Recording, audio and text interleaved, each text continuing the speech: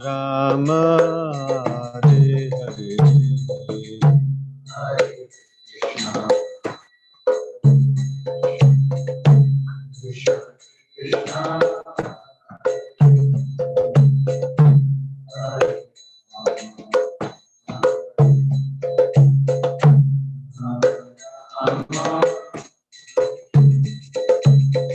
Hare Krishna Hare Krishna Krishna Krishna Hare Hare Hare Rama Hare Rama Rama Rama Hare Hare Hare Krishna Krishna Krishna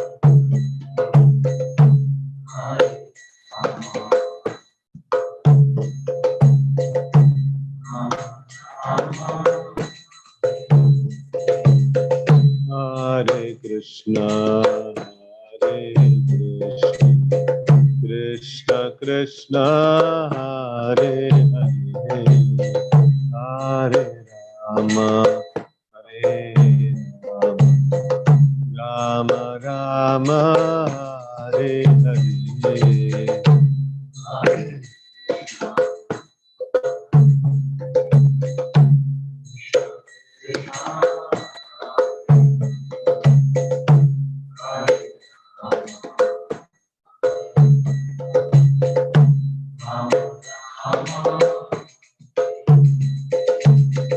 Hare Krishna, Hare Krishna, Krishna Krishna, Hare Hare, Hare Rama, Hare Rama, Rama Rama, Hare Hare, Hare Krishna, Krishna Krishna.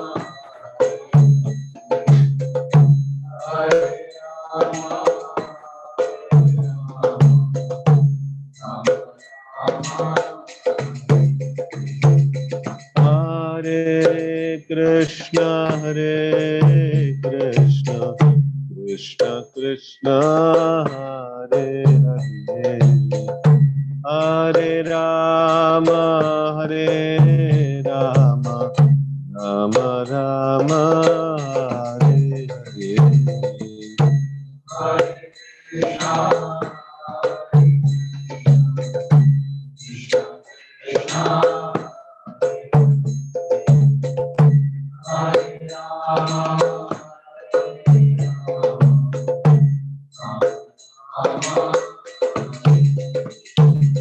Hare Krishna, Hare Krishna, Krishna Krishna, Hare Hare, Hare Rama, Hare Rama, Rama Rama, Hare Hare, Hare Krishna.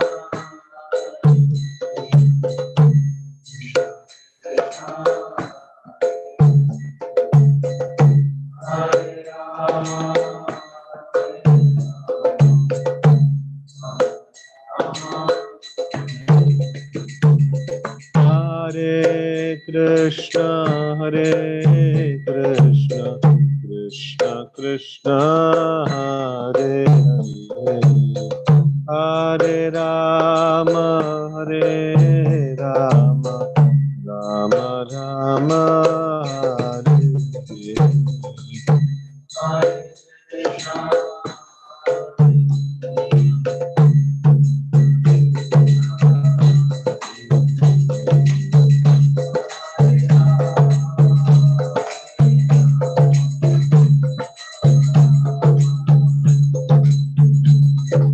Hare Krishna, Hare Krishna, Krishna Krishna, Hare Hare, Hare Rama, Hare Rama, Rama Rama, Hare Hare.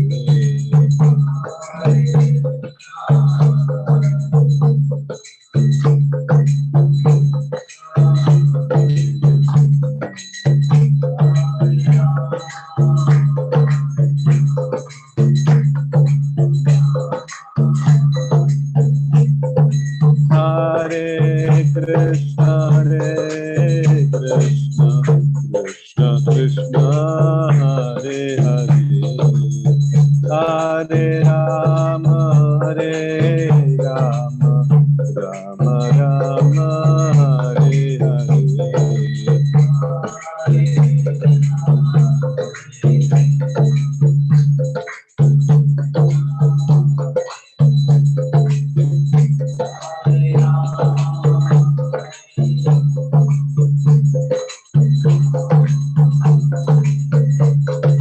Hare Krishna, Hare Krishna, Krishna Krishna, Hare Hare, Hare Rama, Hare Rama, Rama Rama, Hare Hare.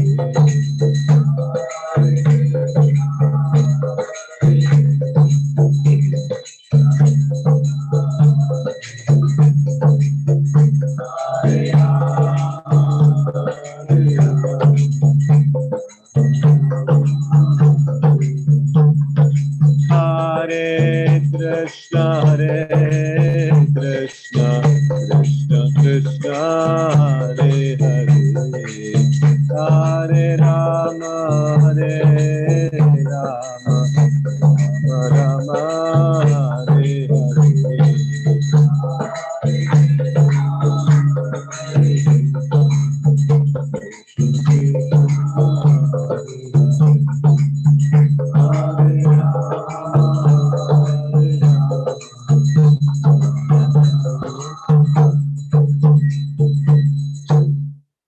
Shri Harinam Sankirtan ki jai.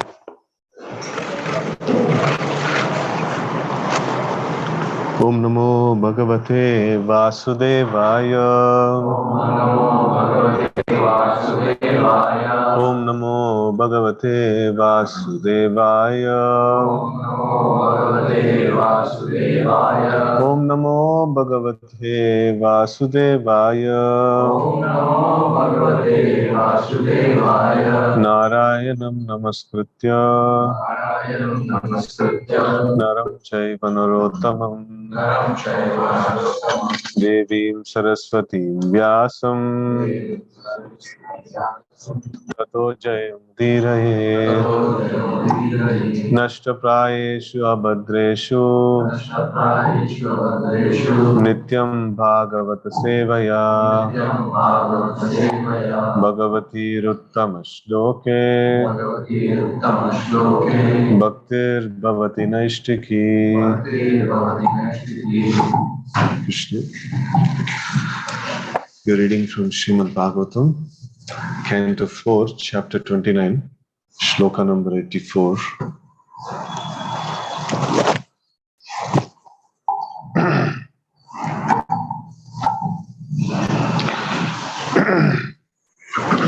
Etan mukunda yashasa bhuvanam punanam.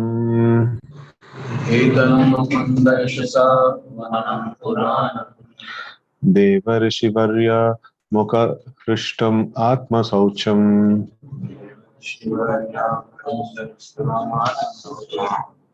It's not yet projected.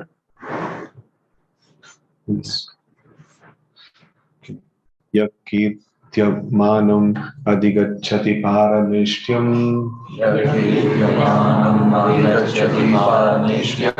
Nasmin bhave brahmati mukha mukta samasta bandha. Nasmin bhave brahmati mukta samasta bandha. Etan mukunda yashasa bhuvanam punanam. Etan mukunda yashasa bhuvanam punanam. Devarishivarya mukha hrishtam atma saucham. Devarishivarya mukha hrishtam atma saucham. Yakirtyamanam adhigacchati parameshtyam. Yakirtyamanam adhigacchati parameshtyam. Nasmin bhave brahmati mukta samasta bandha.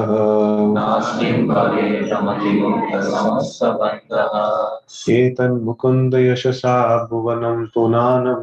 Etan mukunda yashasa bhuvanam punanam. Devarishivarya mukha hrishtam atma saucham. Devarishivarya mukha hrishtam atma saucham.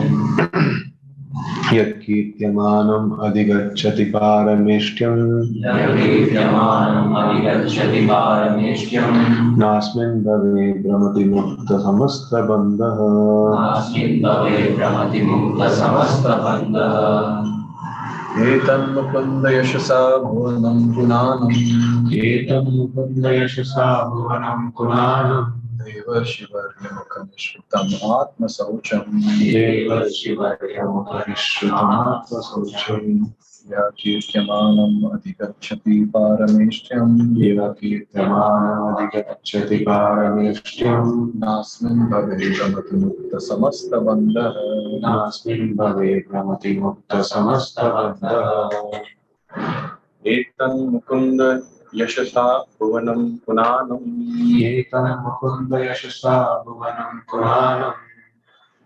देवर्षिवर्यमुखनिश्रुतम् आत्मशौचम् शिवर्यमुपरिश्रुतमात्मशौचम् यः कीर्त्यमानम् अधिगच्छति पारमेष्ठ्यम् कीर्त्यमानमधिगच्छति पारमेष्ठ्यम् नास्मिन् भवे भवति मुक्तसमस्तबन्धः नास्मिन् भवे भवति मुक्तसमस्तबन्धः एतन्मुकुन्द यशसा भुवनं पुनानम् एतन्मुकुन्द यशसा भुवनं पुराणम् देवर्षिवर्यमुखनिश्रुतम् आत्मशौचम् देवर्षिवर्यमुपरिश्रुतमात्मशौचम् यः कीर्त्यमानम् अधिगच्छति पारमेष्ठ्यम् कीर्त्यमानमधिगच्छति पारमेष्ठ्यम् नास्मिन् भवे भ्रमति मुक्तसमस्तबन्धः नास्मिन् भवे भवति मुक्तसमस्तबन्धः. Okay, we'll see the word meaning. Etad, this narration. Mukunda Yashasa, with the fame of Lord Krishna. Bhuvanam, this material world. Punanam, sanctifying. Devarishi, of the great sages. Varya, of the chief. Mukha, from the mouth. Nitrishtam, uttered. Atmasaucham, purifying the heart. Yaha, anyone who. Kirtyamanam, being chanted. Adhigachati, goes back. Parameshtyam, to the spiritual world. Na, never. Asmin, in this. Bhave, material world. Brahmati, wanders. Mukta, being liberated. Samasta, from all. Bandha, bondage. Translation and purport comes to in grace A.C. Bhaktivedanta Swami Maharaj Srila Prabhupada. Jai Srila Prabhupada. Translation. This narration spoken by the great sage Narada is full of the transcendental fame of the Supreme Personality of Godhead. Consequently, this narration, when described, certainly sanctifies this material world. It purifies the heart of the living entity and helps him attain his spiritual identity. One who relates this transcendental narration will be liberated from all material bondage and will no longer have to wander within this material world. Purport. As indicated in verse 79, Narad Muni advised King Prachina Barihi to take to devotional service rather than waste time performing ritualistic ceremonies and fruitive activities. The vivid descriptions of the subtle and gross bodies in this chapter are most scientific, and because they are given by great sage Narada, they are authoritative. Because these narrations are full of glory of the Supreme Personality of Godhead, they constitute the most effective process for the purification of mind. So very nice, this one. Because these narrations are full of glory of the Supreme Personality of Godhead, they constitute the most effective process for the purification of the mind. Sri Chaitanya Mahaprabhu confirmed Cheto Darpana Marjanam, the more we talk of Krishna, think of Krishna, and preach for Krishna, the more we become purified. This means we no longer have to accept a hallucinatory, gross, and subtle body, but instead attain our spiritual identity. One who tries to understand this instructive spiritual knowledge is delivered from this ocean of missions. The word Paramishtim is very significant in this connection. Paramishtim is also called Brahmaloka. It is the planet on which Lord Brahma lives. The inhabitants of Brahmaloka always discuss such narrations so that after annihilation of the material world, they can be directly transferred to the spiritual world. One who is transferred to the spiritual world does not have to go up and down within this material world. Sometimes spiritual activities are also called paramishti. Om-Jnana-Timirandasya Jnananjana-Shalakaya Chakshurunmilitam Yena Tasmai Shri Gurave Namaha Shri Chaitanya Manobhishtam Stapitam Yena Bhutale Swayam Rupaha Kadamhyam Dadati Swapadantikam Vandeham Shri Guraho Shri Yuta Padakamalam Shri Gurun Vaishnavamscha Shri Rupam Sagrajatam Sahagana Raghunathanvitam Tam Sajivam Sadvaitam Savadutam Parijana Sahitam Krishna Chaitanya Devam Shri Radha Krishna Padhan Sahagana Lalita Shri Vishakhanvitamscha Namo Vishnupadaya Krishna Prishtaya Bhutale Srimate Bhaktivedanta Swami Niti Namine Namaste Saraswati Deve Gauravani Pracharine Nirvisesha Shunyavadi Paschat Desha Tarini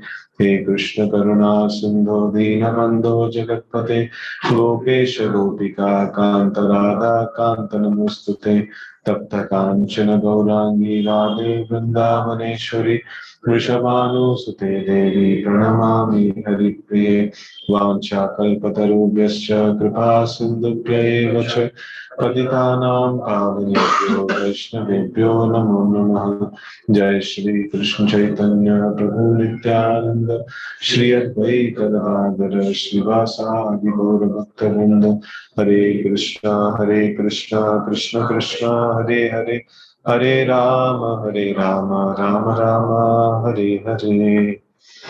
Hare Krishna. So this is one of the longest chapters in Srimad Bhagavatam. So this talks between Narada and King Prachinabarahi.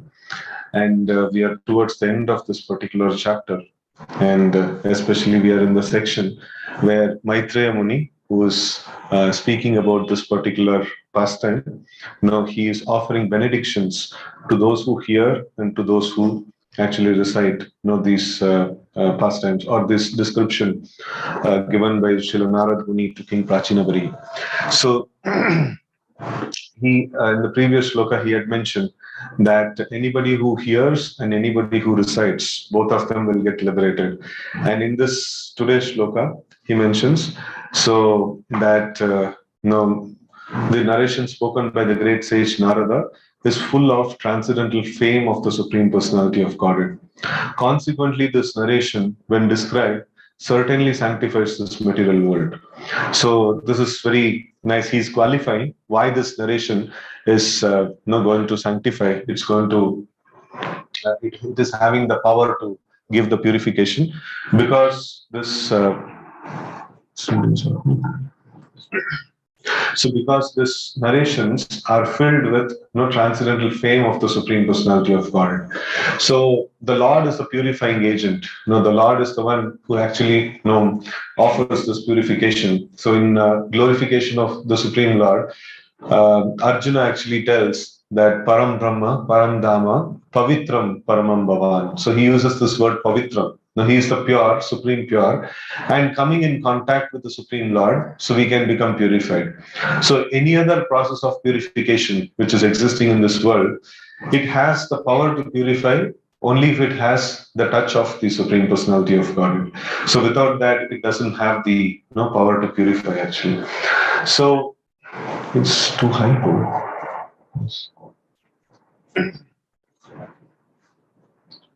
I think without this, it's okay. No? Okay. Hare Krishna. So the whole aspect of this purification is possible only because the presence of the Supreme Personality of Godhead. So now here it is talked about how this whole narration of this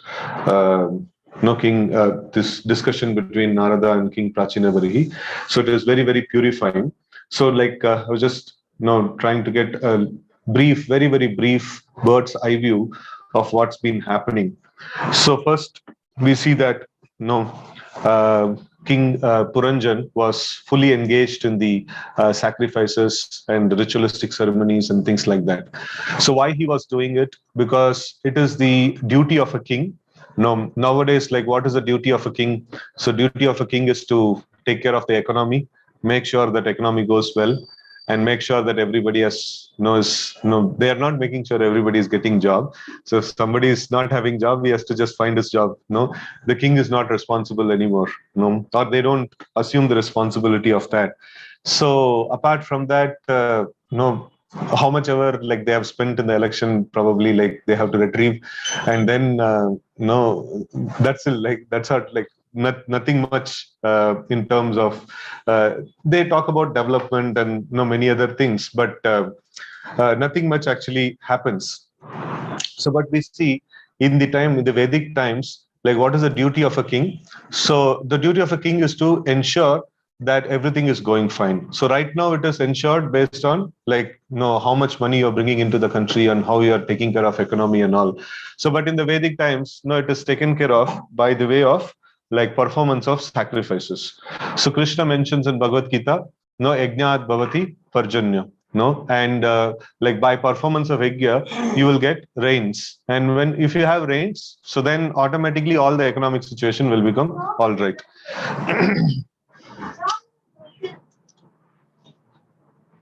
So then automatically all the economic situation will be automatically right.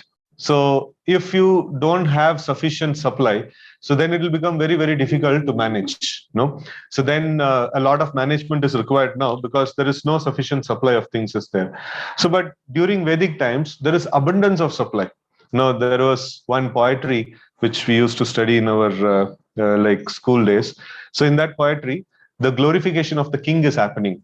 So, and the king is glorified, saying how a household lady, she was taking care of the grains. She is drying the grains in the courtyard, and some bird came to pick up some grains. She removed a golden ornament from her body and she threw it.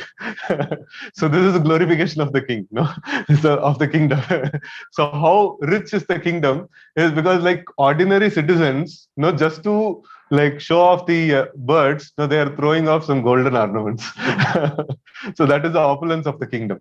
So how come such opulence of this one is there? Because they were performing the Vedic sacrifices, and when the sacrifices are properly performed, there is abundance of rains. When rains are there, automatically grains come, and sufficient rain is there, then the oceans and the hills produces a lot of gems and valuable jewelry and things like that. So not many people know jewelry comes from rains.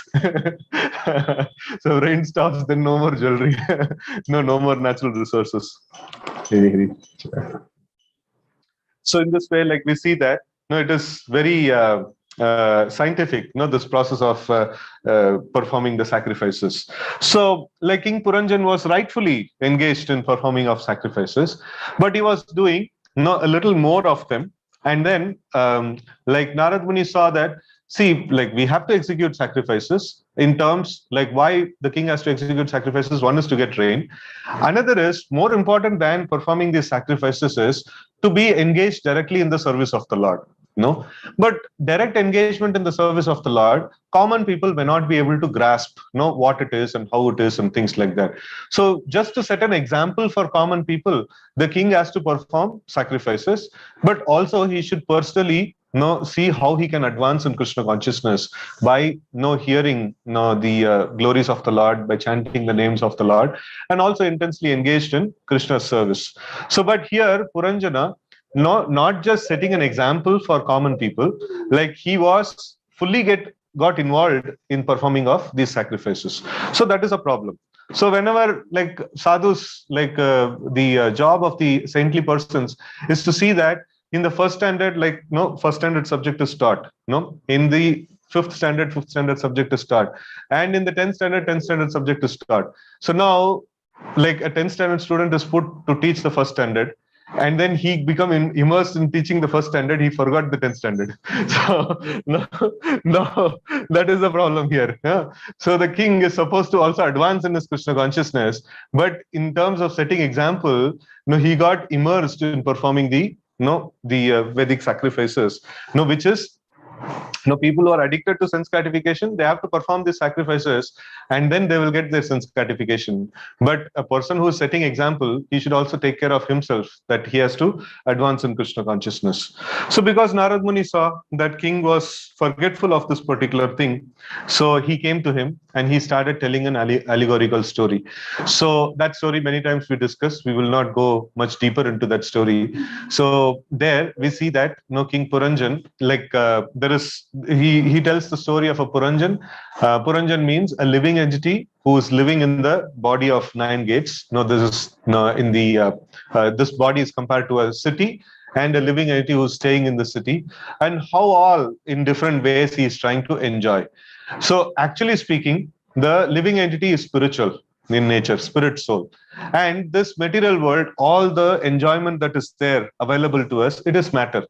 No, spirit and matter cannot, what is that? It is incompatible. No, spirit cannot enjoy matter. So spirit should have its enjoyment on spiritual plane. No, material things, any amount of material things cannot satisfy the spirit soul. So this is the basic understanding. In fact, Krishna mentions in Bhagavad Gita that ehi samsparshaja bhoga dukkha yone evate adyantavanta konteya nateshu ramate buddha. So Krishna mentions that this material things are nobody can get any enjoyment. So bringing the senses and sense objects together, so it is a perfect formula for misery. And if somebody says through this I can get enjoyment, he is just a fool. No, nateshu ramate buddha. The intelligent person will not enjoy this in this way. So but then the whole world talks about it. Whole world talks about if you have money you'll enjoy, if you have nice family you'll enjoy, and all these things the whole world is talking about. So how can it be false? If it is false, and that too in this age of internet and things like that, all the information is there right in one click. How can the whole world will be foolish? No, how is it possible? So the thing is, this is the glory, or this is the power of Krishna's illusion. So Krishna's illusion is so powerful that he can convince, the Maya can convince the useless product as the most wonderful product. And for that, we have all experience in our own life actually. So an useless product has been marketed and then showed as the most best product in this one. Yesterday only we were discussing. So in the past, we had cars like Ambassador and all, so which is very solid. Tagada, and nowadays whatever cars come, if one accident, it will become more thinner than a papad. So it will be completely gone, so there will be no remnants of it. So there is nothing to repair, that's all. Finished. So now we see the products are becoming more and more flimsy and flimsy and flimsy, but the advertisements are becoming more and more attractive and attractive and attractive, right? So people, the very same thing, it is, Krishna's if an ordinary marketing person can create so much illusion, if Krishna creates illusion, how powerful it will be. It will be really powerful. So useless things of this world, which is designed for misery, people are thinking that it is for my enjoyment, and people are going behind it. So this is the illusion that is created by the Lord. So we cannot say that it is Lord's illusion. Lord has put us in illusion. So then how can we say no, we are at fault? So the fault is that we wanted to be in illusion. So always this is the formula. We want something. Man man desires and God disposes. So we want something, and Krishna executes it, right? So Krishna actually, he is the final execution point, and without his sanction, not even a blade of grass can move. So if we have to come into illusion, we have to have his sanction. If we have to go out of illusion, we also have to have his sanction. So now King Puranjan is completely into illusion. He is thinking that these sacrifices, which are meant to get material success, is going to create auspiciousness in the kingdom. So with that aim, he is performing sacrifices after sacrifices, and he's not able to understand, one material misery cannot be contracted by another material solution. Matter is the actual problem. No, using matter, how much ever solutions you create, it is going to be problem. It continues to exist as the problem, right? So it is not going to create solution. So now in the life of no, the Narada actually explains the story of Puranjan. So this Puranjan, no, is a living entity, no, graphically described, a living entity staying in this body. So this body is made into a kingdom, and the living entity is made as the king. No, we are all king of our body, right?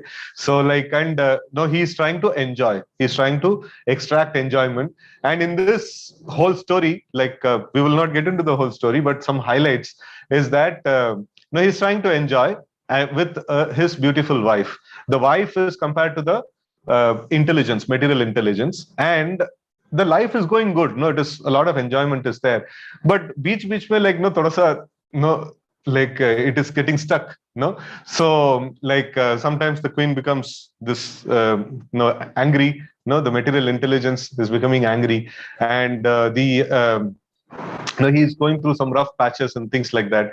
So overall, Narada manages to explain the story in reality. Not, it is not a cooked up story. No, in reality, no, the material enjoyment seems to be very troublesome and miserable. And in this whole story, there is one person like who is called the unknown. No, who is always giving good advice and good counsel. So what is this unknown? So this unknown person is the Paramatma who is sitting in the heart, and who is always constantly trying to give some good advice, but he always remains as unknown because nobody even tries to understand where from this inner voice comes and know what is the message that he wants to give to me and who is that and stuff like that. Nobody actually gets deeper into that particular aspect. So essentially the story of Puranjan, so he made in such a way that he showed all the aspects of the material life, how a living entity whose spirit soul trying to enjoy matter, and he's not able to enjoy matter completely, and he's not able to get full satisfaction, and he remains frustrated. So this is the essence of the story he gives. So then after that, he starts giving a description, like it's a big story. So then like it spans across 2 chapters, and things like that. So then after that, he gives a summary of the story. So what is the summary of the story that he gives? He says that this, what is it?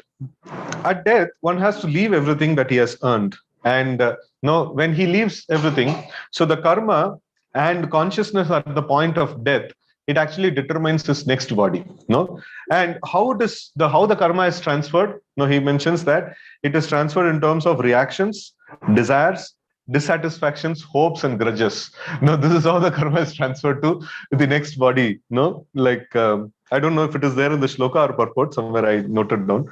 So this will guarantee continued suffering in the cycle of birth and death. What is going to guarantee continued suffering in life? Like birth and death cycle, it is desires, the grudges, and the reactions and hopes. So if we have some hope to attain something, like I want to get a better material sense gratification, or a better house, or better vehicle, or something like that, and before attaining that, I die. So then to fulfill that, I have to take my birth. So and every time we go somewhere, oh, like this person is so nicely dressed. What if I can be like that? This person has so much nice facilities. What if I can be like that? And things like that. Every time we make a wish, then it just prolongs our life. Some hopes and desires are brought into the system, and just to fulfill that, we need to take another birth. That is needed. So then, in this way, Narad Muni actually explains the devastating picture of the material existence, and then he says, approximately, for 100 years, it is a. This one actually, nowadays, like people don't live for 100 years. The 70, 80, 90 is like a big thing actually. And Bhagavatam says, in the future, when the Kali Yuga progresses much more, so then if people live for 15 to 20 years, he'll be considered grand old person.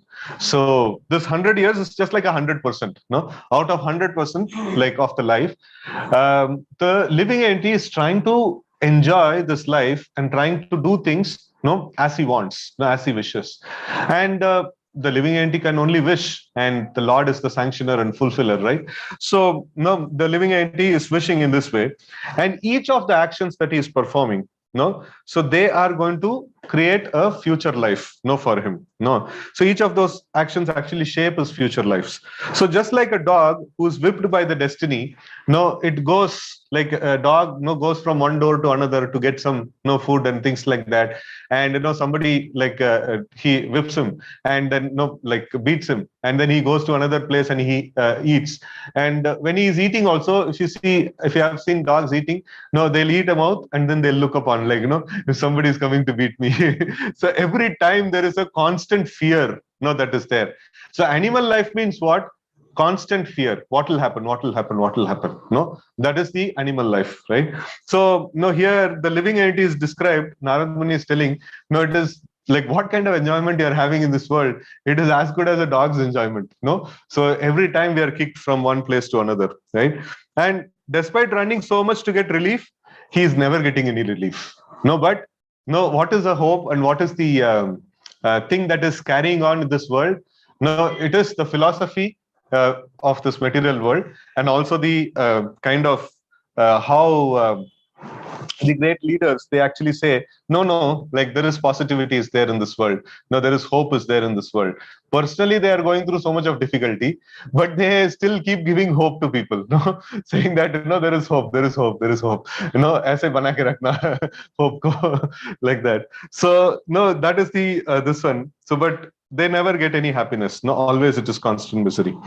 So, living entity attempt to reduce the misery of this world. No, constantly there is an attempt to reduce the misery of the world is there. So, like nobody is willing to accept this material world is completely miserable. So yeah, like there is misery is there, but we are doing some research. We are coming out with some new technology, which will solve all the problems of life, and we will be happy ever after. So just wait for some time. And Prabhupada, actually today morning only I was hearing, Prabhupada was asking about different philosophers and communist philosophy and different philosophies, and then about scientists and things like that. Okay, you tell me what is their philosophy, and then disciples tell, like, like this, if we do like this, enjoyment, we will get enjoyment in the future. Oh, that means post-dated checks. No, these people are rascals. No, they are not promising any happiness now. They are telling, like, no, in the future you will get, and they themselves don't know. Maybe you will get, and things like that. So all these post-dated checks, no, it will not work actually. So what the Narad Muni is explaining, a very graphic picture of what is the like how is the material or how is the like materialistic person's endeavor to reduce the misery, how is it actually happening. So he gives an analogy that a man, he is having a very heavy burden. He is carrying a heavy burden from one place to another, and he is carrying in his head, and the head is like aching. So then what he is doing, like he's shifting the burden from head to the shoulder, and he feels a relief. You see, like, relief aa gaya, miseries of this world. Who told this world is miserable? You see, your head was paining and now it is relieved. So then after some time, the shoulder pains. So then, shift from this shoulder to this shoulder. So then you see, like, now also we mitigated the misery. You see, like, there is hope in this world, and then finally, like, again, it goes back to the head. So in this way, the material solutions, a materialistic man's solution to mitigate the miseries of this world is like shifting the burden from one place to another. It is not removing the burden. So the burden is still there, but it is not removing the burden. And Prabhupada gives in the purport, he gives that. So like in the modern ways, like how we have created this kind of thing. So just to solve the problem of walking long distance, the humans created automobiles. After they created automobiles, they got to know, okay, now we have to make roads to run these automobiles, and they kept on creating roads. Even now, even till date, roads, creation of roads is going on, right? And then even after creating how many more roads, people always tell, "Arey, traffic jam is there, this is there." What this government not providing sufficient transportation facilities or infrastructure. Infrastructure is very, very poor. And okay, after providing all the infrastructure, then the problem comes after few years. The problem comes is that, like, air pollution, air pollution, and then fuel shortage and stuff like that. Now, it is mentioned the next world war would be on fuel only, something like that. Some people predict. So in this way, we see that, like, it is constantly there. So when we were for the TOP, for the Temple of Vedic Planetarium fundraising, like devotees had come. So like our Ambrish Prabhu, like he also had come, and he was mentioning, I don't know whether in the temple hall or in the room, he was mentioning that his Karmi name is Alfred Ford, where he's a great grandson of the owner of the Ford company, and he's now a disciple of Srila Prabhupada, and he's a very nice devotee. So he was telling that, no, I'm not at all proud that my grandfather had created this company. And he was a nice man. If he would have seen like down in the line, this is what would happen. So he would have not created that company. So like that was one of the first automobile companies actually. So which created mass scale production of automobiles. So in this way, like I was mentioning that that time it was a very classic thing, and now it is like it has created big mess in the whole environment actually, right? So this is how a man tries to create solution to mitigate a material problem, in terms of walking long distance. So walking long distance would have increased his health. Some of us, like we went to this one parikrama in Mayapur. So every day almost we walked somewhere between 15 to 25 kilometers. And initially it was difficult, but after some time, like, that actually boosted, the physical strength. So it is good, like, the physique of those people will be good. So now, like, we are using automobiles, like people cannot walk even a little bit distance, and then knee pain, back pain, and all those things starts coming. And then inhaling this bad air, so again that creates so much other health disease, health problems. So it is like trying to solve one problem, we have created many problems. So that time people are walking. Now why transportation is needed? Like something happens immediately, we should go to the doctor. So that time people are walking and no need to go to doctor only. So you create this one, and you create solution for one problem and create 10 more problems. It's a very graphic example Srila Prabhupada gives here. So like this, Prabhupada gives another example. A poor man, he's struggling very hard. And if you ask him, like, what is the solution? How can you be happy? I'm poor, that is why I'm struggling. So then I should become rich. And for becoming rich, he is struggling so hard again. And after becoming rich, Prabhupada says, like, in this way, like he may die in this way. And in the next life, because he had so much desire to become rich, so he'll become rich. And he'll constantly be in anxiety that his subordinates, his people, they are trying to encroach his property, or they are trying to occupy his position, by killing him or something like that. He is constantly in fear. Anybody will steal my riches. What will happen to this, and things like that. And my sons are not taking care of it properly, and things like that. So even after becoming rich, he is in anxiety. So in this way, he is like, material world is always anxiety. There is no way one can become free from anxiety. In fact, one of the Prabhupada tells in one lecture that there was one man, Chittaranjan, in Calcutta. So he is what is that? He in the freedom fighting and things like that. His name was like somewhat very prominent and things like that. He was very rich, and he was having all kind of bad habits and things like that. All kind of enjoyment of this material world you can think of, he was having all of it. And one day his wife was asking him that, you have money, you have all sort of riches and everything, but still, why are you always morose? Why do you seem to be morose all the time? So he was telling, no, I'm not happy. And he showed one person who's going in the street, a beggar. I want to become like him. So a rich person is thinking that this beggar has nothing and he is happy. And a beggar is thinking a rich person is happy. So, and everybody is thinking that other person is happy, and nobody knows that nobody is happy. So that is this one. So that, like, this constant struggle for existence is there. So then Narad Muni says, the only solution for the struggle, to mitigate the struggle, is to become Krishna conscious. The sleeping man, he has to awaken to become free from his miserable dream. And the man who is carrying the burden, he has to relinquish his burden, to permanently solve the solution. So in the same way, only by practicing Krishna consciousness, one can be free from all these problems. So why do we say like that? No, because we see that actual problem in this world is that no, like everything that exists belongs to Krishna, and everything should be used in his service.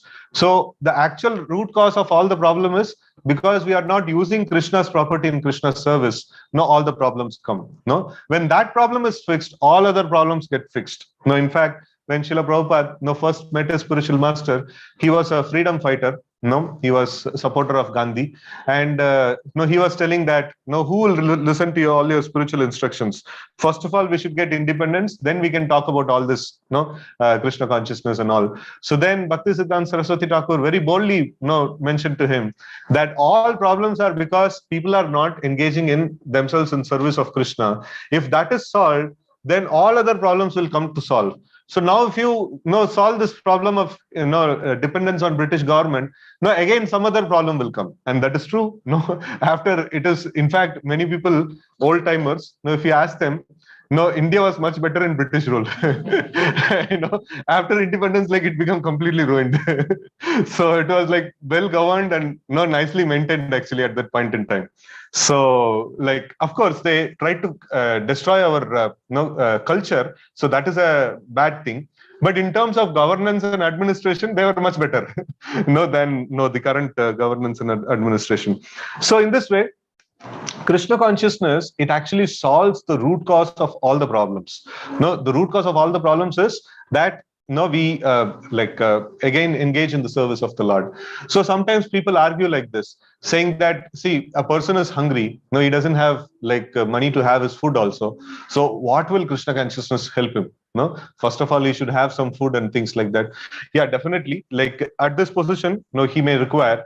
So, but in a objective perspective, if we see, devotees like King Yudhishthir, who was king, who was having so much of riches, they were happy and satisfied, and they were in supreme bliss. And devotees like the Goswamis of Vrindavan, who are not having anything. They didn't have any possession, they didn't have any bank balance, and they didn't have even a house. So in fact, they were sleeping underneath different trees every single day. So, and they were also happy. They were also very, very happy. In fact, they attracted so many great personalities, by their by their satisfaction and deep absorption in Krishna consciousness. They were so very happy that the instructions given by them, even now we are following. So this is very important to understand that money is going to give happiness, or poverty is going to give happiness. No, none of these things are going to give happiness. It is Krishna, it is going to give happiness, right? So it is very, very important point. So the best way is, instead of trying to counteract the material situation, one has to immediately engage in Krishna's service. So using the energy, we have to use our energy in advancing for Krishna consciousness. So this may be a very difficult subject for people in general to understand. So the whole world is running behind improving our material condition, and now here we are telling that don't worry about your material condition, improve your spiritual condition. So why sometimes people say, you see, in last 20-30 years or maybe 50 years, how much of advancement we have made, how much of technology has come, as if they have brought about the clouds, the cloud technology. So they have driven away the clouds which gives rain, and they have brought about the clouds which will crash at any time. So that is the modern technology, right? So with this clouds and with this with this modern technology, so much things are happening, and our Vedic system was quite backward. So they used to tell that Vedic system is quite backward, and in the Vedic system, we didn't have all this technology. Man has to work very hard, labor very hard. So, but why did we do this thing? Why this thing has happened? So when something happens, two ways we can actually react. So one way is that he is at fault. He don't know anything. He is at fault. Another way is that maybe I am at fault. These Vedic people, they didn't made material advancement. They wrote such wonderful poetry. They wrote such wonderful scriptures and things like that. It seems to be like they are intellectual. But in spite of being intellectual, why did they not make technological advancement? Instead of in spite of being living for a long period of time, their health was very good and everything was good. And in spite of that, why did not they make the technological advancement? So a materialistic person, especially a person who's absorbed in Kali Yuga, tendencies, he will never think he is at fault. Always something happens means other person is at fault. That is the only proposition that comes to the mind. If anything happens, oh, this person is at fault. He will never think, oh, maybe probably I am at fault. I have to think like, no, why this is happening? No. So he will never think in that way. He will always point fingers saying that something happens like other person is at fault. So this is the biggest disease, which is there in the Kali Yuga. And because of which they accuse the Vedic technology, saying that these people are backward. They didn't have like any technological advancement or any material advancement. So if a person is intelligent, if he asks this question, maybe I'm wrong. Like, no, these people were supposed to be intelligent. And why did they not make this thing? Instead, what did they do? Instead, what did they do? So, and they seem to be like much more happier and things like that. And there seem to be an abundance of natural resources and things like that. So, like, what did they actually do? So if we see that even in the villages, I know even in my mother's village and things like that, she used to tell that in the childhood, so there used to be dramas, in the evenings there used to be dramas and some kind of stage performances and things like that would be there, and all of them would be on Lord's pastimes. So that was the natural thing. And even the initial films that came, black and white films, the initial films, all were Krishna conscious films. So that shows that our actual thing people invested in was like God consciousness, and their prime duty was to advance in Krishna consciousness, and they kept the material things as simple as possible. And they could have, okay, you do all those things. Nowadays people say, like you do your Krishna consciousness and things like that, but no, advance in materially also, like why are you doing one-sided? So like that time, that argument was there also. Like why one-sided? The argument is that, see, TK, I do material advancement, and I also invest on spiritual advancement. And you say spiritual advancement, even in the next life, it will continue. Even if I die, it will continue. Material advancement, I have 2 houses, 10 houses. If I die, I have to leave everything and go. In the next life, it will not be there. So why should I invest time on that? It's a logical question. And now in Kali Yuga, like people are more manda. Like, temporary things, they're like, accumulating so much, like, it is just like, you travel in a train, in a long distance journey. And then you make some nice wardrobes over there and nice fridge you install and things like that. And also it is mentioned, whatever you do inside the train, you cannot take it out. It will be there only. So it is like very, very foolish, to do that kind of this one, right? So I always remember this joke, it came in on social media. So but it is like very nice, like just one picture. A person comes, a foreigner comes to this one sadhu's hermitage, and then the sadhu is sitting on one chatai, just like all of you are sitting in one chatai, is sitting, and in his house, like nothing else is there, no other furniture is there. And this foreigner, he comes and tells that, where are your furniture? And this sadhu is telling, where are your furniture? No, he is telling, I'm a traveler. No, my furniture is there in foreign country. And this sadhu is also telling, I'm also a traveler. My furniture is there in the spiritual world. I'm just traveling for some time. So that this is the amazing thing, that in Krishna consciousness, in Vedic technology, we should not feel bad when people say that Vedic technology was backward. Actually, we should tell, you are backward. You are investing on something which you will lose, and we are investing on something which is permanent, right? So that is very important. So we have to leave this problem of whatever is there happening in this material world. We have to leave it in the hands of the Lord, and we have to see how to progress in Krishna consciousness. So why this is so? Because Krishna himself mentions, or the scriptures actually mentions, Eko Bahunamya Vidadati Kaman. So the job description of the Lord is to take care of the living entities, and the job description of the living entity is to serve the Supreme Lord. So just like the job description of an employee is to serve the boss, and the job description of the boss is to pay salary, right? So now the employee is all the time thinking about salary and his own maintenance. And like, the employer is telling, "Arey, chinta mat karo, main salary deta hu, like, no, to kaam to karo thoda." So it is like, that is how it is happening. So now our job description is to be engaged in the service of the Lord, and the Lord's job description is to take care of us. And because we are obsessed in taking care of ourselves, the Lord has given up, saying that, okay, na jitna kar sakte karo, dekhenge. Nahi ho payega tumse. So it is like he's just giving that thing. So now it takes a great leap of spiritual faith. No, it's a great leap in the spiritual life.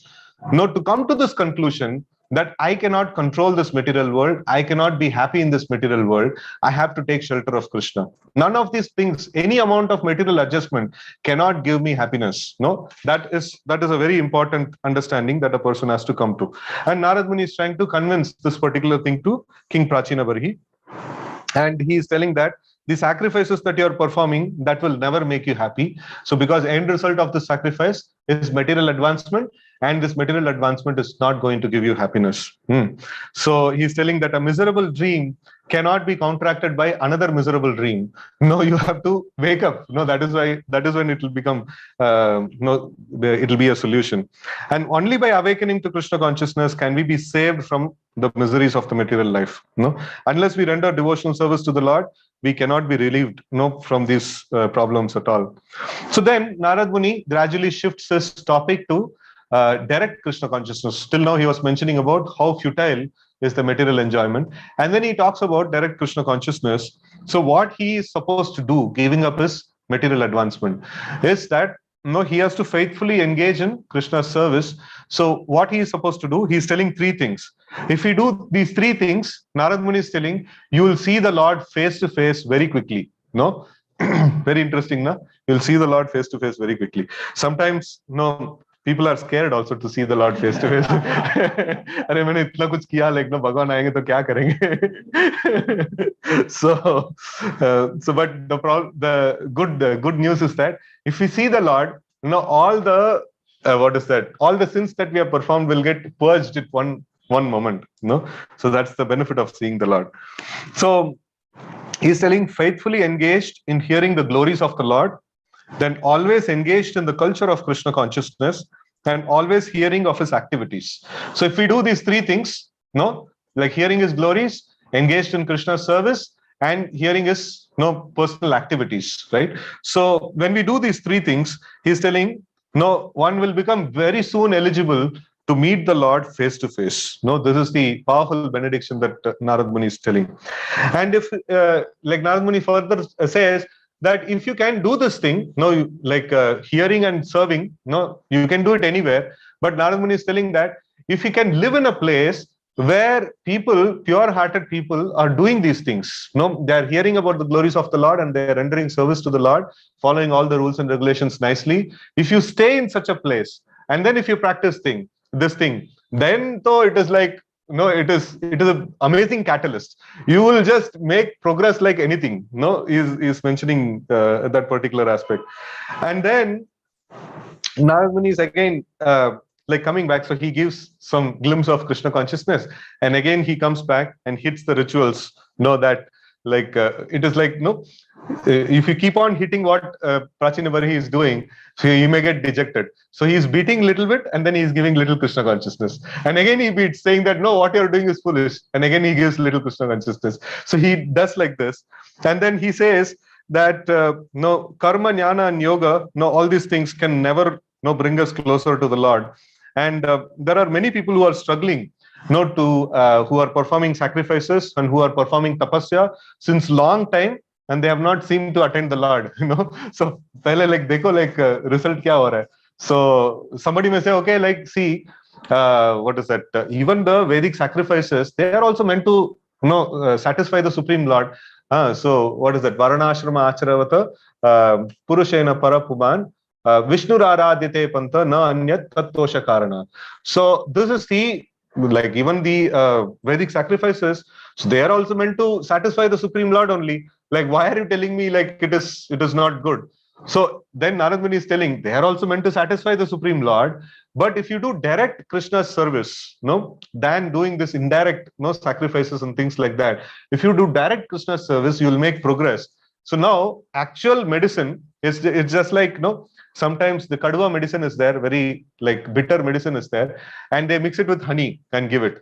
And no, small children generally they'll say like, no, you put little more honey in that. And actually the medicine is the purifying agent. So now, like Narad Muni is telling, see, you have added too much of honey and medicine is not there only in this, or very little medicine is there.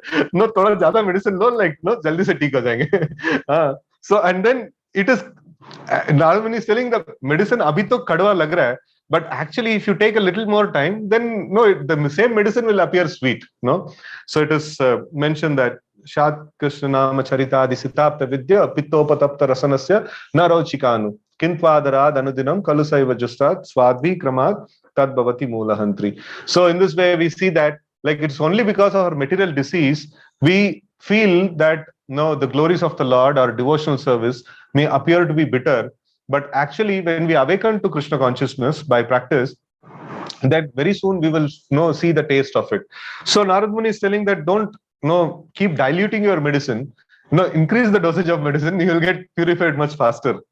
He is mentioning that. And then he's telling that like so one of the things which Srila Prabhupada writes in the purport also, it's very nice that only by pure devotional service one can attain the Lord. And practice of devotional service means what? So he mentions few very important things. Like Satata Yukta. So he takes this word from Bhagavad Gita shloka. So Satata Yukta, always being engaged in the service of the Lord, right? And Bhajatam Priti Purvakam. So he takes these two phrases.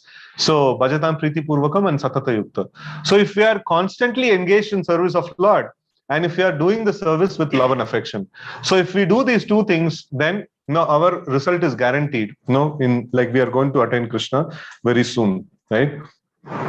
So, and pure devotees, they are also very compassionate and they try to practice this thing and also they try to preach the same message, right? And then after giving all these instructions, like Narad Muni is seeing that Prachini Bari is still not moved. No, he is still not moved. He's convinced that he has to do devotional service, fully. But he's thinking that like now my sons have gone for performing their tapasya, so they will come back, I'll give the kingdom to them, and then I will renounce and I'll go to perform like my intense bhajan and things like that. So now I have to take care of management still. And Narad Muni is telling, "Arey, itna bada preacher aaya," like so I'm telling all these things. Abhi bhi like, no, you are telling like I'll do later. So then Narad Muni is giving another example. He's telling a deer in the forest is eating very nice fresh grass. And he's thinking that like and bumblebees are humming very nicely. So the deer in the forest is like a living entity in the family life, enjoying the pleasures of family life nicely. And the humming of bumblebees, which is giving nice, enthusiasm to eat more. So that is the, talks of the children, and he is enjoying very nicely. But the problem is there is one tiger that is waiting to attack. And it is proceeding, not waiting, it is proceeding to attack. And there is another side, there is a hunter who is having an arrow, right? And this deer is not able to understand the precarious condition and he is enjoying. And Narad Muni, what he is trying to tell is that at any time you can die. When will you practice Krishna consciousness? So, like, jaldi se karo. So then, you don't have much time, take up Krishna consciousness immediately. And then Prachini Bari, realizes that, I don't have much time.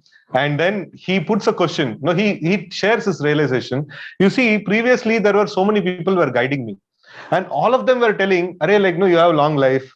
First do this Vedic rituals and first increase your material position. And like first you become nice, rich and take care of your citizens and take care of your family. Everything take care nicely. And last mein jaan bacha hua to Krishna conscious kar lenge. And now you are telling we have to practice Krishna consciousness only and don't waste time. So why did these people cheat me, in the past? No, it's just like we can also ask this question. Sometimes, like, people come to Krishna consciousness and they say, "Arey, why did all my teachers cheated me? No, all the people who are guiding me cheated me. Everybody told you study nicely, you get good job, and you get nice family, you will become happy. And no, I have not become happy. Like everybody cheated me, like that." So in this way, the same thing Prachini Bari is also telling that everybody has cheated me. And now hearing Narad Muni, he's coming to the senses. So Prabhupada writes in the purport, nowadays the temples, churches and mosques, all these people, so people are not very much interested in these places. Why? Because they are unsuccessful in giving transcendental knowledge to people. So Krishna consciousness is the only hope, which is giving transcendental knowledge to people. And then Prachini Bari is asking one question, so that I'll just summarize very quickly. So he's asking that now how can I become serious in Krishna consciousness? And in that he has one problem that is actually stopping him. So he's telling that, see, now I do all my activities through this body, and at the end of the life, I give up this body. So I take another body in the next life. So whatever activities I performed in this body, why I am punished, why the reactions are given in the next body? So it doesn't have any relation only. So then, like Narad Muni answers that saying, you see, like the body continues. Like the body, what body continues? The subtle body, the mind, intelligence, and false ego. It is always there with you. You may give up this gross body, but actually, whatever is happening in the mind, only that gets executed in the gross body. So that mind continues to exist with you. And because of that, you will continue to suffer. And he's mentioning that giving up gross body is not liberation. Many people think that, they are going through serious suffering. What is the problem? What is the solution? Only solution is I have to commit suicide. Are fool? Like, no, you're not going to get this one solution. It is just like, you are having leg pain, and you're suffering. And if you ask, like, what is the solution? Are like in this room, my leg is painful. No, I'll go to the next room. No, then that is the only solution. Are like, the pain is in the leg. Even if you go to the next room, it is continued to be there in the leg. So in the same way, the pain is in the subtle body. The mind is having the pain. And even if I commit suicide and go to the next body, the pain will continue to exist, right? So this is a problem. So this, like Narad Muni is telling, that this liberation from the subtle body, getting out of the subtle body is the real liberation. And for that, we have to engage the mind in the service of the Lord. So he mentions in the purport, Prabhupada actually mentions that engaging the gross body is the easiest thing. Engaging gross body in the service of the Lord. Like Prabhuji, thoda prasad service kar lijiye. Like jadu pocha kar lijiye. Ye sab cheez, like thoda sa engaging in the level of gross body is the easiest way to engage in Krishna consciousness. And Prabhupada says we have to start our Krishna consciousness like that. But eventually, we have to engage our mental faculties, intellectual faculties, and emotional faculties in the service of the Lord. Unless we do that, we will not become completely Krishna conscious. And then, like in one place, Prabhupada says that until we become completely absorbed in the process of Krishna consciousness, the material desires will keep coming and going. Material things are also quite absorbing. It has completely absorbed the mind, intelligence, and this one. So, if Krishna consciousness also performed in an absorbed way, so then only, like, one can actually get rid of this mind. And then Prabhupada, again, his two favorite things he mentions, Savai Mana Krishna Padara Vindayor, engage the mind in thinking of the lotus feet of the Lord. And then Man Mana Bhavamat Bhakta, engage the mind in rendering, like in thinking of me and things like that. So in this way, we see that the engagement of mind and engagement of the subtle body is more important. Initially we may not be able to do it, but ultimately we are expected to do it. Like Kaya Vacha Manasa. So that is very, very essential. So in this way, like a person has to do all these things. Still a little more aspects are there, but I just try to conclude here. After hearing all these preachings, Prachini Bari, he decided to leave home immediately. So I'm not able to express all these things in a nice way. The proof is that none of the people sitting here is going to leave home immediately. So if we directly read from Bhagavatam, probably like it'll have some effect. So and here one nice thing that is mentioned is now mentioned by Maitreya is that and also Srila Prabhupada, he says that in the Vedic culture, the urgency to advance in Krishna consciousness is always there. No, so now when he just like Prachinivari is not waiting for his sons to come back and hand over the kingdom and then go. No, he is going immediately. And Prabhupada writes, there are so many things are there to hand over. A huge kingdom, the managerial responsibilities, so many things are there. And the sons, like after they were given education, they were sent to the forest to perform tapasya, and they don't have any understanding ABCD of the managing kingdom, and they have to be like trained, and they have to be like given knowledge transfer. KT dena chahiye na, so like knowledge transfer karna chahiye. But before that, this person goes off, just leaving a small message. My dear sons, please take care of the kingdom. That's all. So just give small advice, and then he's going. And this, like Prabhupada writes, this is Vedic culture. Vedic culture is we have much more serious business to take care of. Everybody knows, everybody can figure out how to live in this world. Even if I don't give training to somebody how to live in this world, they can somehow or other figure out how to live in this world. But like advancing in Krishna consciousness is the prime duty. If I don't do this, life will end. Everything may get finished. So in this way, like it is mentioned that it is very, very important that we give priority to advancement in Krishna consciousness. And Maitreya Muni offers benedictions, those who hear about these things and those who speak about these things, they will get liberation. At least probably we can expect, not probably, if Bhagavatam says it has to happen, so we will get liberated. Right. So with this, I just pause my talk here. Any questions or comments can take up. Hare Krishna.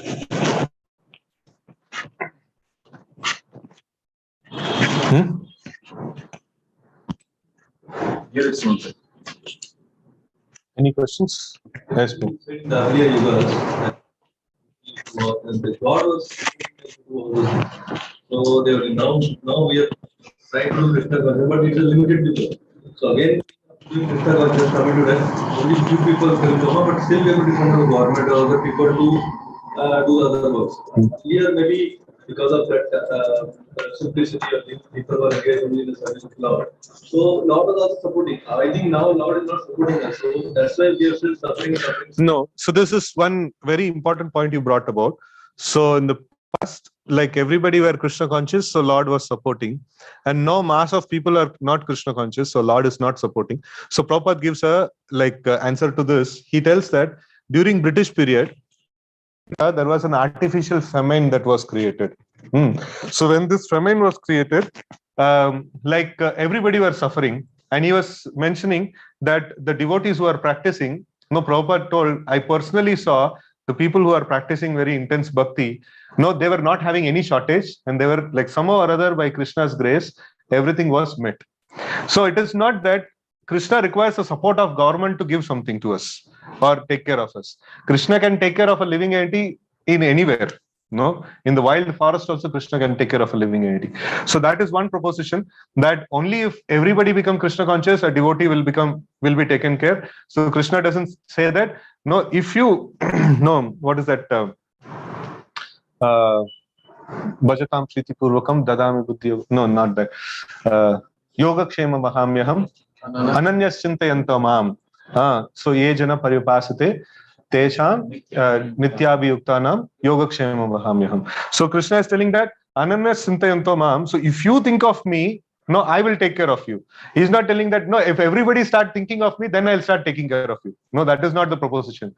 If you think of the Lord will take care of us. So that is the main point. It is not that.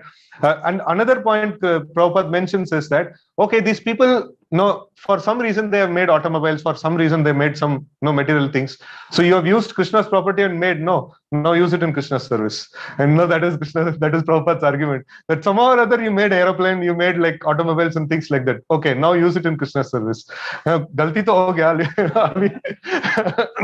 It happens, like somebody encroaches some place and then he builds something.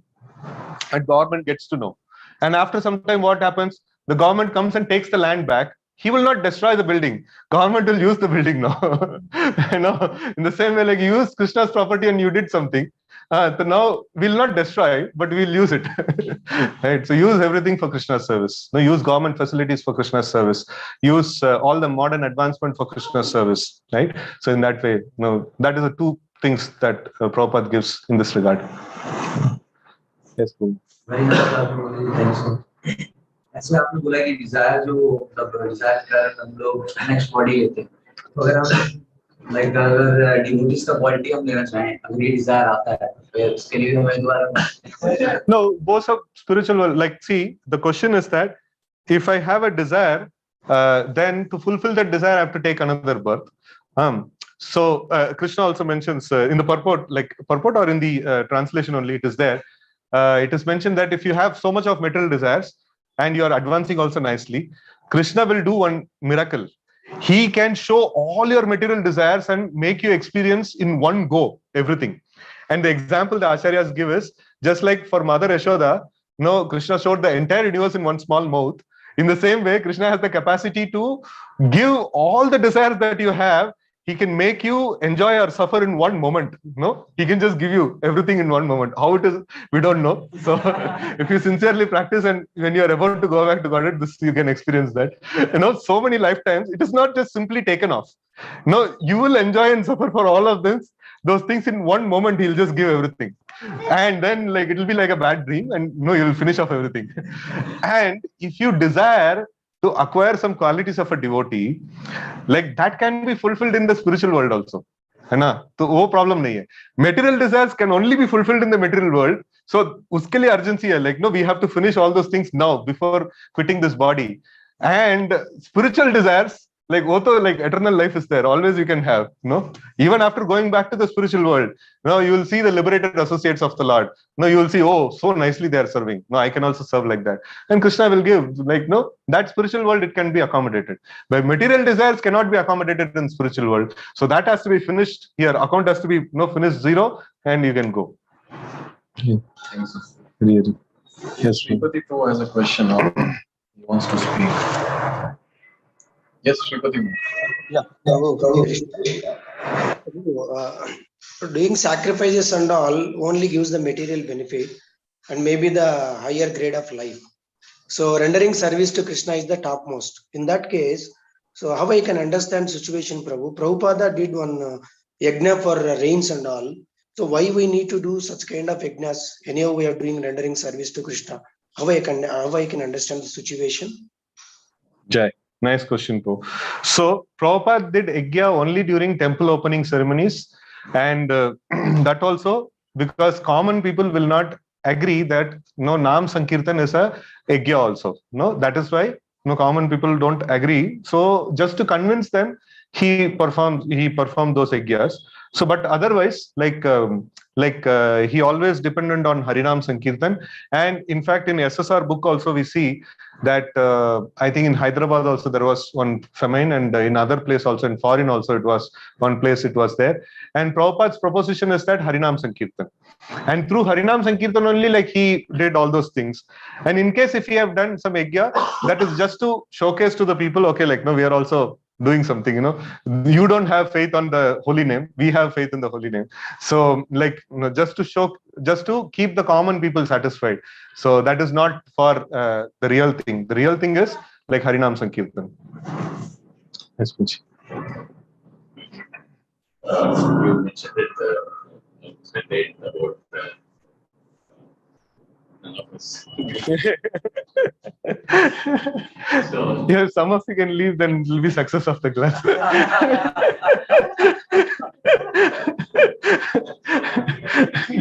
it's I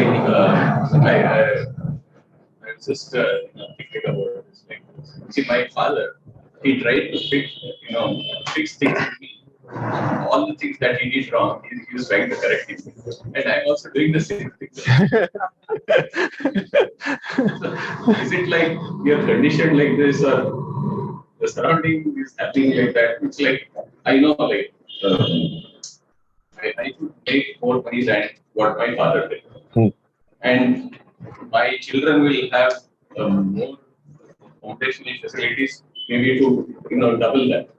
But still, I feel no, I need to do something there. So that, foundation is formed and they are able to do what they want. So this first, there are two. Please repeat the question. Okay. The question is that the first aspect is that what is the first aspect of the question? Like we are trying to fix things in our next generation. We always try to fix things in our next generation, right? So, like the father always tries to correct the son, saying that, no, you see, I did all this mistake, you don't do it. And the son grows up, and then he also tries to do the same thing. See, I did all these mistakes, you don't do it. So this is one thing that is there. One realization that we can take, even all of us can admit that this is there in us. We try to see that, always we tell that other person that, no, you have to do like this, do like that. And when it comes to ourselves to follow, it is always a difficult thing, right? So that is why in the Krishna consciousness, one important resolve that we have to take is that let's do the difficult task. Let's not do the easy task. Easy task is to advise others. So let's do the difficult task. Let's try to transform ourselves and let's try to educate ourselves. And that's the most difficult project. So, in preaching, one very important thing is we should spend sufficient time educating ourselves, saying that where all we are going wrong. In fact, in one of the things that I was reading, a person who attains a higher stage of bhakti, who crosses anartha nivritti, the symptom of that person is that he condemns himself, saying that, you see how bad I am, like what all mistakes I'm doing, and things like that. A person who's not crossed anartha nivritti, he will keep on seeing other people. See, this person is doing this mistake, that person is doing this mistake. So all others' mistake will be more enlarged in this one. Before crossing anartha nivritti, after crossing anartha nivritti, our one's own mistake becomes more bigger than others' mistake. So then, this, how does it help? How does it actually affect? So when we say another person, you see, you have this mistake. Generally in Kali Yuga it happens. The other person will say, tumhara kya cheez hai? You are also doing the mistake. What? You are great saintly person or what? In fact, many cases it has happened. Between the spiritual master and disciple also. So sometimes the disciple, he has spoken in this way to a sannyasi, and then he has walked out of ashram. And so it is even Bangalore's case is also very same thing. The spiritual master tried to correct the disciple, and the disciple told, "Arey, what are you trying to correct me? I did so many things to you, and what are you are so great or what?" This is the very biggest problem actually. Nobody likes to take advice in Kali Yuga, and if somebody takes advice, that's a very great thing. So, but nobody likes to take any advice. But on the contrary, there is so much of the desire to give advice is there. So this is one very important thing that we have to see. And when we try to practice this thing of self-correction, so then that inspires the other person also. Everything works in copy paste. If I try to instruct, others will try to instruct. If I try to transform, others will try to transform. So if we can set an example of personal transformation, so they may not be able to follow right now, but the seed will go inside. See, my father was doing like this. And when there is a difficulty in their life, they'll see, okay, my father was doing like this. That samskara has gone inside, and they will follow that. So now the sanskara is what? When there is a difficulty, my father was doing what? He was instructing me, so I'll also instruct. That is a sanskar that has gone inside. Instruction gives rise to instruction, and practice gives rise to practice. So that's a very important thing. So in our Grahastha counseling, we generally tell this thing that if husband comes after a long day's work, when he comes back and then he says to the wife, you see, no, I've struggled so hard, working. And you are not doing anything. You have to take care of this. And the wife will tell that, no, what do you think? I'm simply sitting in home. I'm also doing so many things. So if the dialogue is changed a little bit, if the husband comes back and says, whole day you're struggling so hard in the home, no, now you should take some rest. No, now I'll do something for you. Then the response will be no, you are working so hard. I have to do something. So this is how it actually works actually. So what you invest, you'll get back. So anyways, I think the other part of the question is what? Yeah, that was answered. Okay. Okay. Yes, Prabhu. Thank you, Prabhuji. Thank you for the nice session. Well, my question is that in material life, when we are actually doing some work, we say that agar you don't have interest in that area, you're not passionate about it, then obviously you will get bored and you will leave it. But it will be like a booj throughout your life. Hence, we choose our career that way. In spiritual life, as you mentioned that most of us, I don't know, will go back or not. So basically, we are disinterested. Practically speaking, we are forcing ourselves to see that okay, the method is pure, process is pure, and we are enforcing ourselves to follow. But because we are still disinterested, so how to still maintain that kind of a momentum, even though we are disinterested because we have so much of anarthas and not taste, but still we have to maintain that momentum to follow to the end because the process is pure. In the mind, we understand, but because of anartha, the continuity. So actually, now I'll just try to repeat the question for audience. So now, like in the material life, people say that if you want to progress in something, you need to have passion, you need to have love for that particular thing. So in spiritual life, we see that we are not like getting much of taste and things like that. So we are not very much interested in Krishna consciousness, but we know the process is good, so it will give us solution. So we have to practice it. So but that is why here Prabhupada in few purports he actually mentioned try to get the taste as quickly as possible. Without taste, to practice Krishna consciousness is very difficult actually. In fact, yesterday I was studying this progression of Shraddha to Prema. So it is mentioned in the stage of Ruchi, in the stage of Ruchi, Shraddha, Ado Shraddha, Sadhu Sangha, Bhajana Kriya, Anartha Nivriti, then Nishtha, Ashakti, and Ruchi. So in the stage of Ruchi, it is mentioned the taste for Krishna consciousness is more higher than the taste for material things. Even there, the taste for material things is there.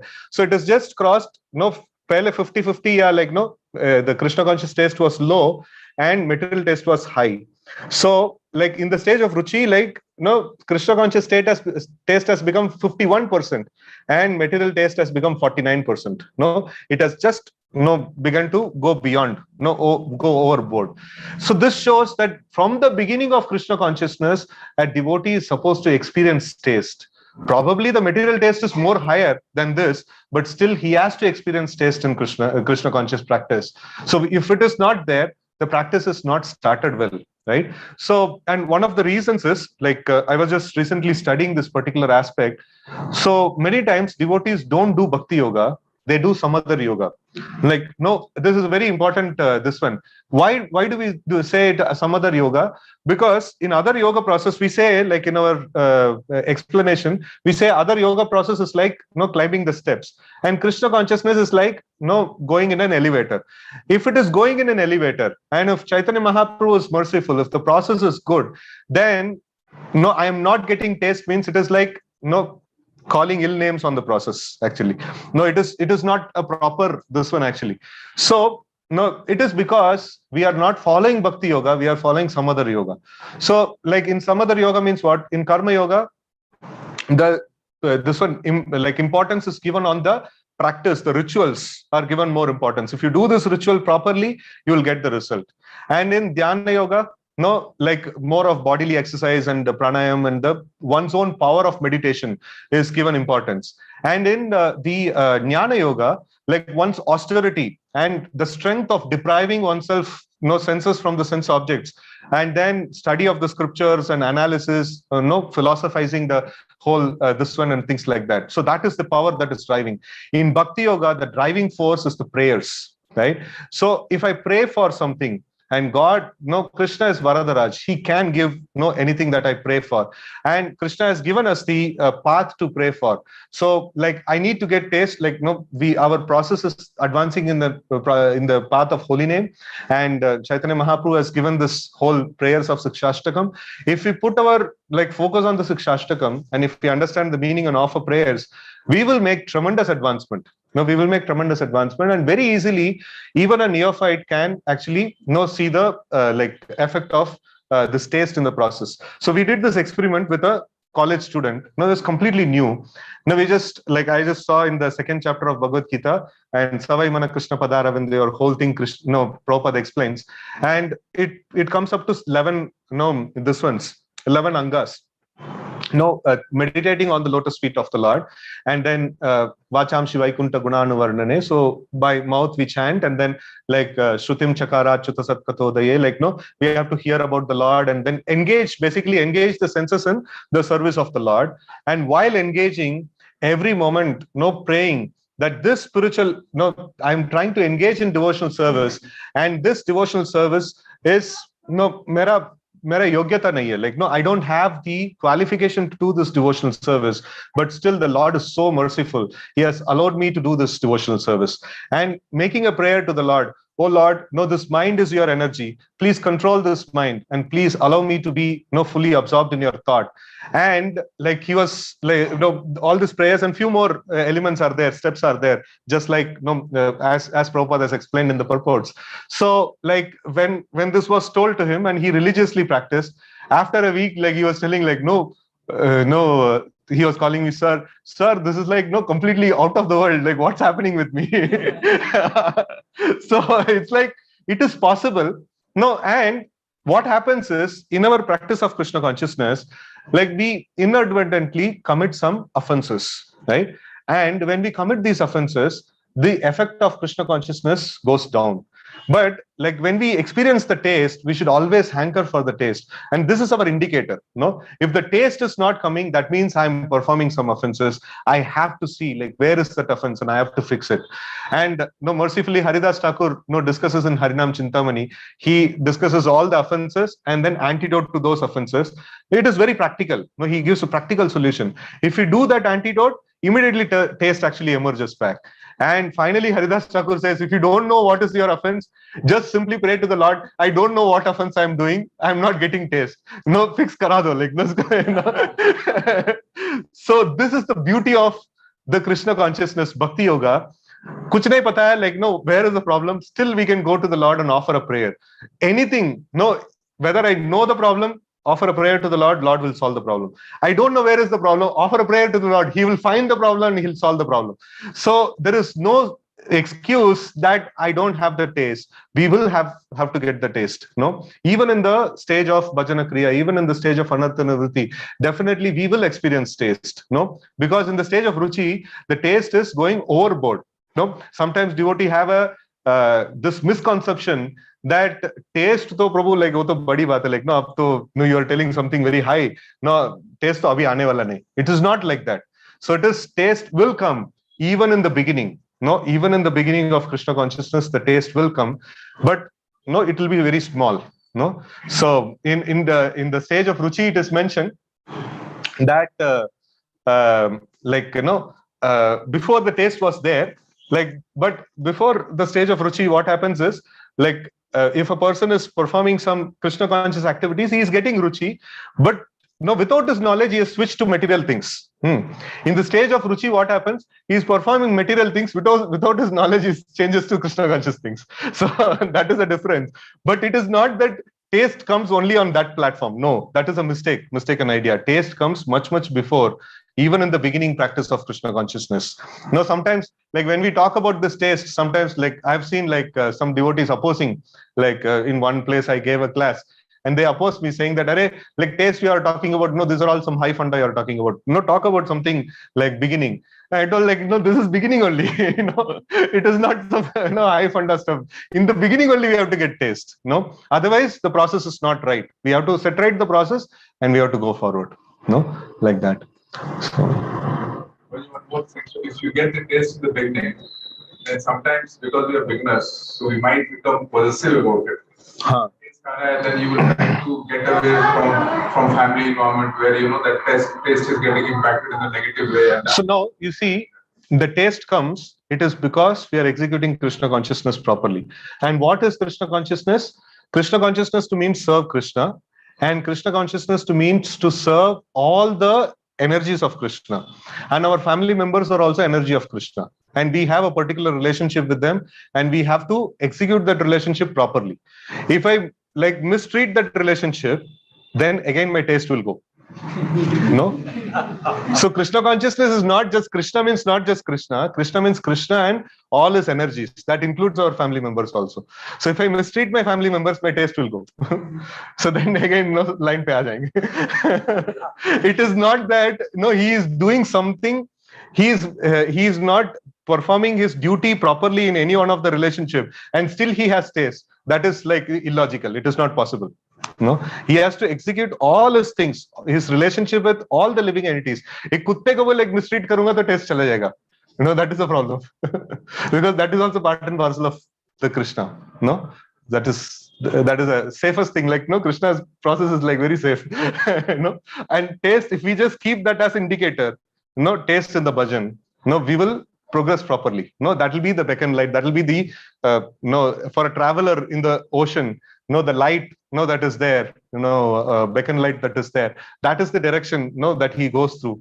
It is not the light. When he goes closer, he'll get more light. But even a faint light is sufficient, for him to get the path right and go. And if he makes another distraction in the driving, the light will go. Then his main job is to again get back the light. Then path will be clear.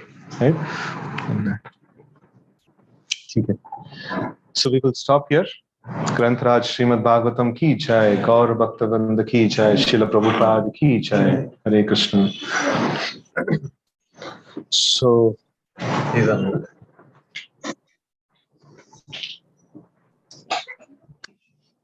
Krishna. Hare Krishna. Thank you very much, Hariksetra Prabhu, for your wonderful narration from Srimad Bhagavatam. Especially, you really emphasized a lot how we can start our bhakti by engaging all our senses, and then we need to move to facilitating our intellectual, mental, emotional, progressively all this faculty in the service of Krishna, and how we can really focus and prioritize the Krishna conscious process. So it's always pleasure and enthusiastic to hear from you. So thank you very much, Prabhuji. So let's thank Prabhuji by loudly chanting Hari Bol 3 times. Hari Bol, Hari Bol, Hari Bol.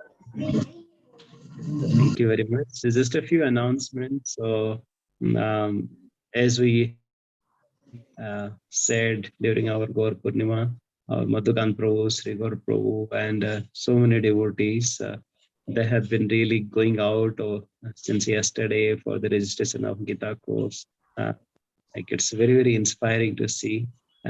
Once the devotees go on the street and inspire the devotees to take the books and to come for the Gita course, because that has been our foundational course, through which we can really bring their Krishna consciousness and awaken their Krishna consciousness and make them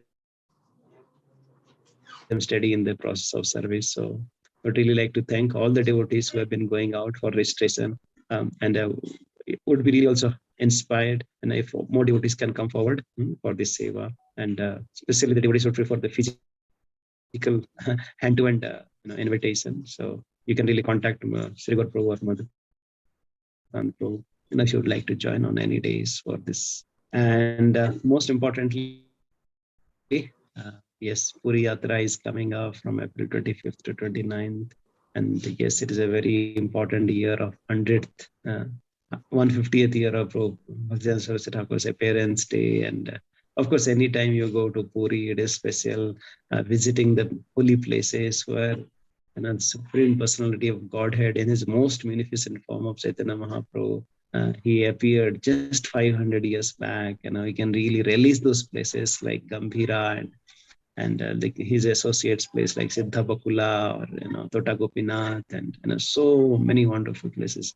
Like especially in Puri, each step like is so auspicious, and on top of it we get wonderful prasadam from Anand Bazaar and the devotees there. So that we cannot really forget in our own whole life. So I would encourage all the devotees to please register as soon as possible, because this time also is a pretty challenging in terms of getting the logistics, especially the hotels and so on. So the earlier the devotees can really help us in confirming the registration, that will help our devotees to plan for the yatra in a better way. So please contact the Bhakti Risa leaders or our Achutarjuna Sakha Prabhu and the team as quickly as possible. Thank you very much. And I would like to thank once again all the devotees, especially who contributed on Gaur Purnima. It was a wonderful festival. And it's been a really, really long time, more than 2 years. I remember it was, I think 2020, Gaur Purnima, we had such a nice, congregation, such a good gathering. And after more than 2 years, we had this beautiful gathering. We're really thankful to all the devotees who really worked so hard, making this such a grand program. So thank you very much. Hare Krishna. So I need over to IBC for National Parna. I'm not sure if any devotee is there for the first time in the center. They can even get. Anybody has come for the first time here? So please have this gift for this. Hare Krishna.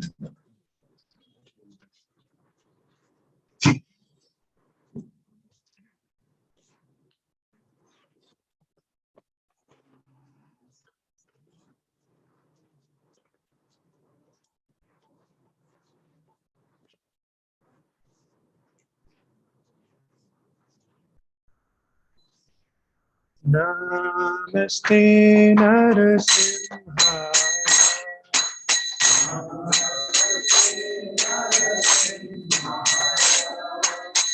Namaste Narasimhaya.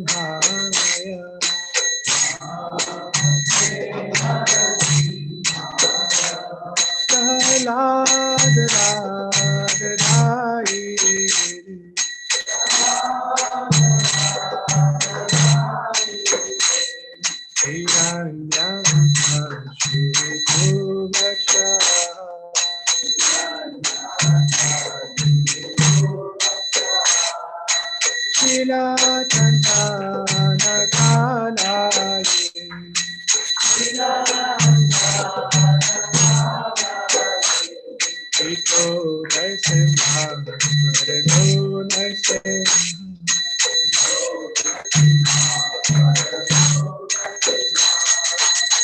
Yato yato yami tato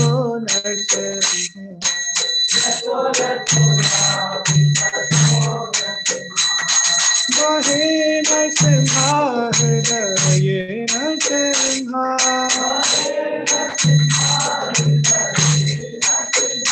Narasimha Mani Sharanam Sakarate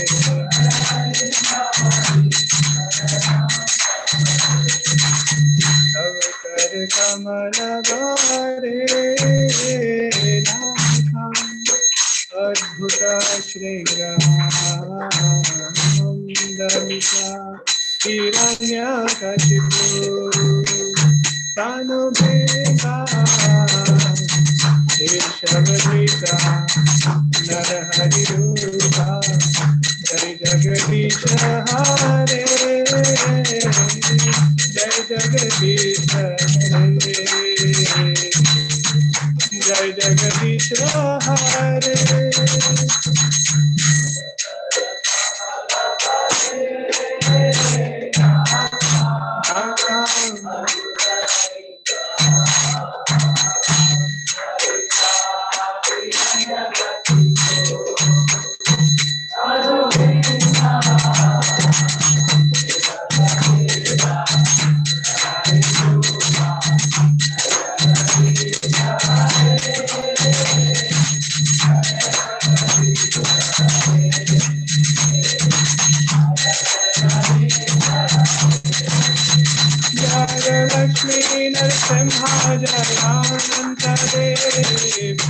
Lakshmi Narasimha Jaya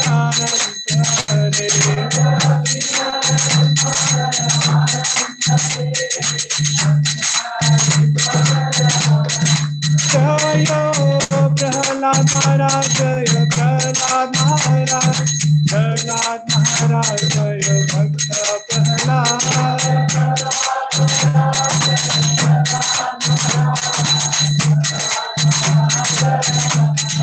Jaya Jaya Prabhupada Prabhupada Prabhupada Jaya Srila Prabhupada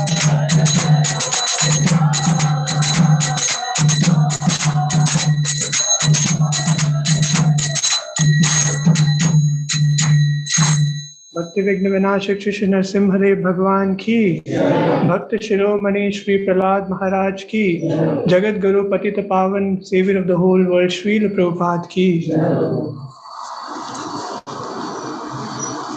So for 2 minutes, devotees can take darshan close by, and after that we'll close all darshan. Hare Krishna, Krishna Krishna, Hare